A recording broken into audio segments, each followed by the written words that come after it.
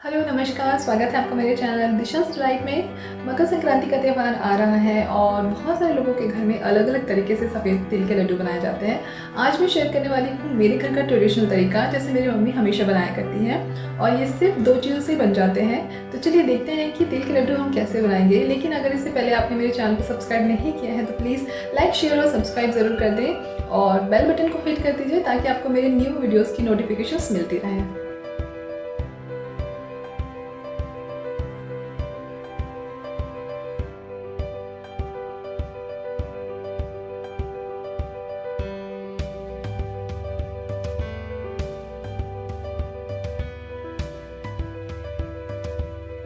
तो यहाँ पे मैंने लिया है 1 कटोरी तिल, जो कलर में आपको थोड़ा सा मध्यम दिख रहा होगा क्योंकि ये बिना पॉलिश किया हुआ है। आप पॉलिश किया हुआ सफ़ेद वाला तिल भी ले सकते हैं, लेकिन आपको गुड़ चूज़ करते समय ध्यान रखना होगा कि आपको इस तरीके का गुड़ लेना है जो डार्क ब्राउन कलर का हो।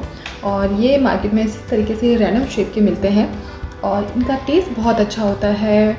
इनसे लड्डू अच्छे से बाइंड हो जाते हैं और अगर आप कम गुड़ डालेंगे तो भी लड्डू अच्छे से बाइंड हो जाते हैं। लेकिन मार्केट में और भी गुड़ आते हैं जो थोड़े क्रीम कलर के होते हैं और प्रॉपर शेप में होते हैं, उनसे कई बार लड्डू नहीं बनते हैं। मैंने ट्राई किया हुआ है, इसलिए मैं हमेशा ये गुड़ प्रेफर करती हूँ। तो इसे आप इस तरीके से चाकू से बारीक कर सकते हैं या फिर आपके पास कोई पत्थर हो या फिर किसी भी चीज़ से आप इसे कूट कर भी बारीक कर सकते हैं।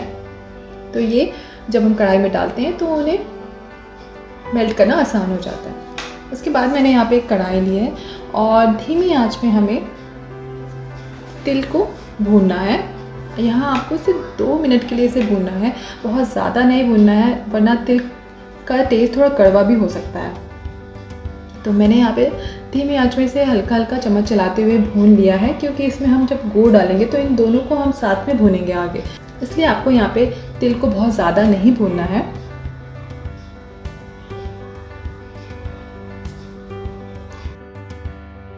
अब आप देख सकते हैं तिल को मैंने भून लिया है और यहाँ पे मैंने डाल दिया है गुड़। और गुड़ के साथ डालने के बाद आपको इसे कंटिन्यूसली चम्मच चलाते रहना है। धीरे धीरे गुड़ मेल्ट होने लगेगा और जैसे ही वो सॉफ्ट होते हैं आप उन्हें चम्मच से भी मैश कर सकते हैं, वो जल्दी मेल्ट हो जाते हैं। लेकिन आपको यहाँ पे कंटिन्यूसली चम्मच चलाना है, ये देखिए। उसके बाद ये मिक्स धीरे धीरे बाइंड होने लगेंगे।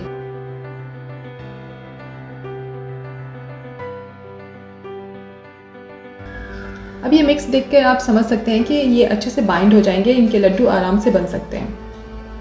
अब आप इसे अच्छे से मिक्स कर लीजिए और गैस को आपको बंद कर देना है और कढ़ाई आपको गैस के ऊपर ही रखनी है, क्योंकि जब हम लड्डू बनाएंगे तो आपको ये मिक्स थोड़ा गर्म ही रखना है। इसलिए मैंने यहाँ पे थोड़ी मोटे तले की कढ़ाई ली है। अब आपको छोटे छोटे पोर्शंस लेने हैं और उसे आपको लड्डू का शेप देना है। मैंने यहाँ पे 2 छोटे चम्मच यूज़ किए हैं। लड्डू बनाने के लिए मैं पहले मिक्स को इस तरीके से चम्मच से शेप दे देती हूँ ताकि थोड़ी हीट बाहर निकल जाए और उससे लड्डू मैं आराम से बना पाऊँ। और अगर बहुत गर्म लग रहा है तो आप हाथ में थोड़ा थोड़ा पानी लेकर भी इसे बना सकते हैं। ये देखिए, इस तरीके से आप इसे शेप दे दीजिए। मैंने यहाँ पे मोटे तले की कढ़ाई इसलिए ली है क्योंकि ये लड्डू बनाते समय आपको मिक्स गर्म ही रखना होता है। तो मोटे तले की कढ़ाई को ठंडा होने में टाइम लगता है, तो तब तक हमारा मिक्स गर्म रहता है और लड्डू सारे बन जाते हैं। तो अभी मुझे एक बार भी कढ़ाई गर्म नहीं करनी पड़ी। लेकिन आपके पास अगर मोटे तले की कढ़ाई नहीं है तो आप क्या कर सकते हैं कि जब आपको ऐसा लगने लगे कि लड्डू अच्छे से नहीं बन रहे हैं आधे स्टेज पे, तो आप कढ़ाई को गर्म कर दीजिए 30 से 40 सेकंड के लिए और मिक्स कर लीजिए अच्छे से। उसके बाद फिर बंद कर दीजिए और उसके बाद लड्डू आराम से बनने लगते हैं।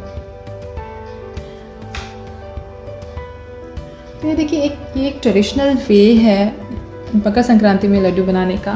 मेरी मम्मी को भी मैंने हमेशा इसी तरीके से बनाते हुए देखा है, तो मकर संक्रांति में मैं इसी तरीके से लड्डू बनाती हूँ। लेकिन अगर आप इस तरीके से नहीं बना चाहती, आपको डिफ़िकल्ट लग रही है ये प्रोसेस, तो मैं नेक्स्ट वीडियो भी मैं डालने वाली हूँ जिसमें आपको बिल्कुल इस तरीके से गरम कढ़ाई से लड्डू बनाने की ज़रूरत नहीं पड़ेगी। वो सिर्फ 5 मिनट में आपके तिल के टेस्टी लड्डू बनकर रेडी हो जाएंगे। तो आप उसे भी ज़रूर देखिएगा। तो इस तरीके से हमारे लड्डू बनकर रेडी हैं। आप भी ट्राई कीजिए और अगर आपको मेरी रेसिपी अच्छी लगी तो लाइक और सब्सक्राइब ज़रूर कीजिए। तो ये लड्डू आपके घुटनों के दर्द को कम कर सकता है, डायबिटीज़, कैंसर और ब्लड प्रेशर जैसी बीमारियों से दूर रख सकता है। कैल्शियम रिच होने की वजह से 30 साल से ऊपर की हर लेडीज़ के लिए बहुत ही फायदेमंद होता है। तो चलिए स्टार्ट करते हैं इस रेसिपी को। तो मैंने यहाँ पे लिया है थोड़ा सा गुड़, काले तिल, सफ़ेद तिल, थोड़े से काजू, थोड़े से बादाम और 2 चम्मच घी और थोड़ी इलायची मैंने कूट कर रख ली है। अब हमें इन्हें रोस्ट करना है। तो एक कढ़ाई पे मैंने काले तिल और सफ़ेद तिल दोनों एक साथ डाल दिए हैं और इन्हें आपको धीमी आंच में रोस्ट करना है। अब जब भी तिल का यूज़ करें, इन्हें भिगाकर, इन्हें रोस्ट करके या फिर इन्हें अंकुरित करके ही यूज़ करें, इससे इनके बेनिफिट्स बढ़ जाते हैं। उसके बाद हमें काजू और बादाम को भी रोस्ट कर लेना है और इन्हें पूरी तरीके से ठंडा होने के लिए छोड़ देना है। जब ये पूरी तरीके से ठंडे हो जाएंगे उसके बाद हमें इन चीज़ों के साथ मिक्सर ग्राइंडर में पीस लेना है। उसके साथ में गुड़ भी डाल दीजिए और घी डाल दीजिए और इलायची का पाउडर भी डाल दीजिए। इन्हें ग्राइंड करने के बाद ये कुछ इस तरीके से दिखते हैं और इन्हें एक बोल में निकाल लीजिए। ये देखिए, ये बिल्कुल लड्डू बनाने वाले टेक्सचर में आ चुके हैं। इसमें आपको और भी कुछ चीज़ें ऐड करने की ज़रूरत नहीं है। और जैसे हम मकर संक्रांति में बनाते हैं लड्डू, बहुत ही गरम गरम हमें बनाने पड़ते हैं, उसमें हाथ जल जाते हैं, तो उसकी बजाय आप मकर संक्रांति में भी इस लड्डू को बना सकते हैं। आप इस तरीके का मिक्सचर बनाकर बच्चों को दे देते हैं तो बच्चे भी इसे गोल गोल लड्डू बनाकर आराम से रख सकते हैं थाली में। तो ये देखिए, बहुत ही आसानी से ये बाइंड हो जाते हैं। इसके लिए आप हाथ में घी लगा सकते हैं या फिर उसकी भी ज़रूरत नहीं है। तो आप इस तरीके का मीडियम साइज़ का लड्डू बनाकर रख सकते हैं और रोज़ सुबह उठकर एक लड्डू खा सकते हैं। और क्योंकि इनमें फाइबर बहुत ज़्यादा मात्रा में होता है तो ये आपके डाइजेशन को भी इम्प्रूव करता है और सुबह सुबह खाना आपके लिए बहुत ही अच्छा रहेगा।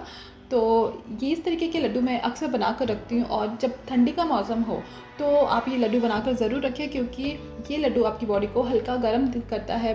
तो हाथ पैर में जो दर्द होते हैं, ठंडी की वजह से पैर दर्द होते हैं, तो वो सब चीज़ों को भी ये क्योर कर सकता है।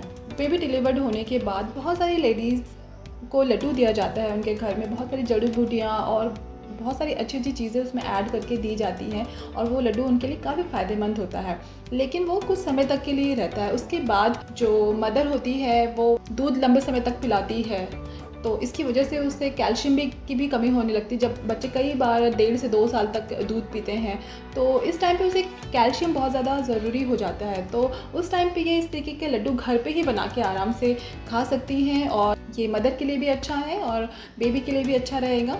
तो घर के सभी लोग इसे खा सकते हैं क्योंकि ये बहुत ही ज़्यादा हेल्दी है, टेस्टी है और बनाना भी बहुत ही आसान है। तो आप भी इसे बनाएं और घर के सभी लोगों को खिलाएं।